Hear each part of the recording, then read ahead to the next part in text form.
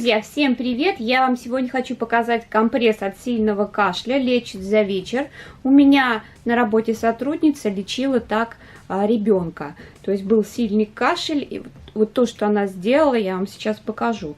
Нам понадобится мед, сухая горчица, уксус, ни в коем случае не перепутайте, обычный столовый 9%, подсолнечное масло и мука. Муки нужно для того, чтобы получилась лепешка. Не забудьте сразу подписаться на канал и нажать на колокольчик, чтобы быть всегда в курсе новых интересных видео. Как использовать эту лепешку? Положить на грудь или на спину ребенка, под пеленку, только ни в коем случае не под целлофан. Потом туго обматываем ребенка шерстяным шарфом и так на всю ночь. Берем 1 столовую ложку меда, мед у меня жидкий.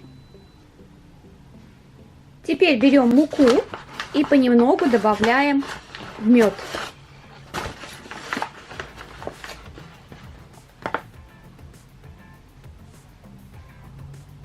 Замешиваем.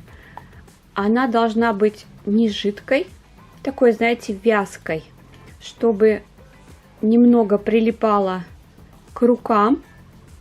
Если получается очень сухой, то добавляем понемногу растительное масло. Много не надо. Добавили, перемешали. Теперь из этой массы делаем лепешку. Ни в коем случае нельзя ее крепить в область сердца. Конечно же, вы, наверное, знаете, что вообще, когда смотрите подобные видео, перед этим нужно проконсультироваться у врача. Сами никогда ничего не делайте.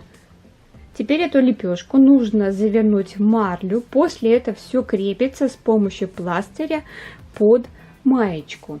И, естественно, как я уже сказала, в область сердца ни в коем случае. Все это дело где-то примерно на 2-3 часа.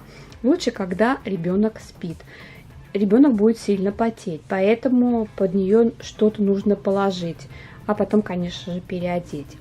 А если это дело для взрослых, то нужно будет добавить 1 столовую ложку уксуса и 1 столовую ложку сухой горчицы. Сейчас покажу. Вы, наверное, поняли, что вот эта вот лепешка из практически 3 ингредиентов это для ребенка. Для взрослого, конечно, нужно чуть-чуть по-другому. Добавляем сюда столовую ложку горчицы, сухая горчица, вот так как она выглядит, и столовую ложку уксуса.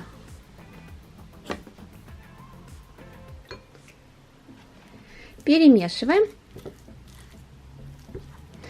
Если немножечко жидковато, можно добавить совсем немножко муки.